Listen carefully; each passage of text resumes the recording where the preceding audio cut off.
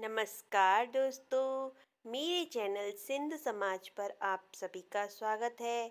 आज मैं आपको देवमाला उठनी एकादशी कब है और उस दिन हमें क्या करना चाहिए, उसका क्या पौराणिक महत्व है, इन सब बातों की जानकारी आपको दूंगी।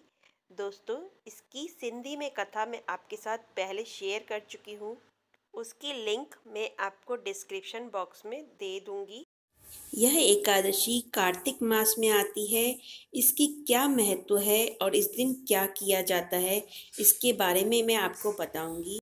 देवमाला उठनी एकादशी इस बार 25 नवंबर प्रातः 2:42 से शुरू होगी और दूसरे दिन यानी कि 26 नवंबर सुबह 5:10 तक रहेगी और 26 नवंबर में द्वादशी तिथि प्रारंभ हो जाएगी, जो कि 27 नवंबर में सुबह 7:46 तक रहेगी। जो कार्तिक शुक्ल पक्ष की एकादशी को देव उठनी एकादशी कहते हैं। दोस्तों, यह माना जाता है कि इस दिन भगवान विष्णु 4 महीने के बाद निद्रा अवस्था से जागे थे।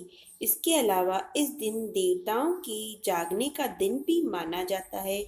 देवशयनी एकादशी पर विष्णु भगवान सोने के बाद सभी शुभ कार्य बंद हो जाते हैं और जब विष्णु भगवान वापस जागते हैं तब सभी शुभ कार्य जो है आरंभ हो जाते हैं।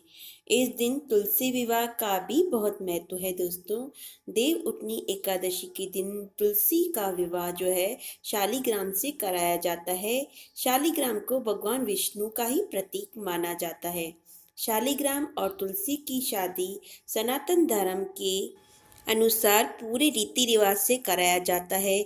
शास्त्रों के अनुसार जब सब देवता जागते हैं तो सबसे पहले प्रार्थना तुलसी की ही सुनते हैं। इसके अलावा जिन लोगों के यहाँ कन्या नहीं होती है वह लोग भी इस दिन तुलसी का विवाह कराकर कन्यादान का लाभ प्राप्त करते हैं। लेकिन इसकी पूजा के दौरान एक नियम यह है कि कुंवारे लड़के लड़कियां तुलसी माता का विवाह नहीं करवा सकते। जी हाँ, जिस तरह विवाहित लोगों को किसी यज्ञ या पूजा या फिर कन्यादान में बैठने से उसका फल पूरा मिलता है, उतना ही कुंवारी लड़कियों को नहीं मिल सकता।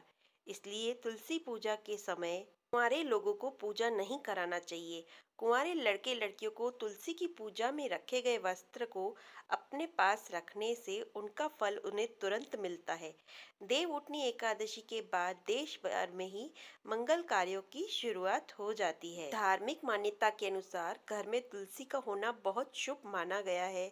कहा जाता है कि जिस घर में तुलसी का वास होता है उस घर में कभी भी नकारात्मक ऊर्जा प्रवेश नहीं करती है और घर में हमेशा सुख शांति बनी रहती है। एकादशी के दिन सूर्योदय से पहले उठकर पूरे घर की अच्छी तरह से सफाई करें, देवमाला स्नान करके साफ वस्त्र धारण करें और एक साफ चौकी पर पीला कपड़ा बिछाकर भगवान विष्णु की प्रतिमा को स्थापित करें। पूजा करने वाली जगह पर विष्णु के चरणों की आकृति बनाएं और भगवान विष्णु को पंचामृत से स्नान कराएं। पीले वस्त्र, पीले फूल, नैवेद्य, फल, मिठाई, तुलसी पत्र, बेर, सिंगाड़े, ऋतुफल और गन्ना भगवान विष्णु को अर्पित करें।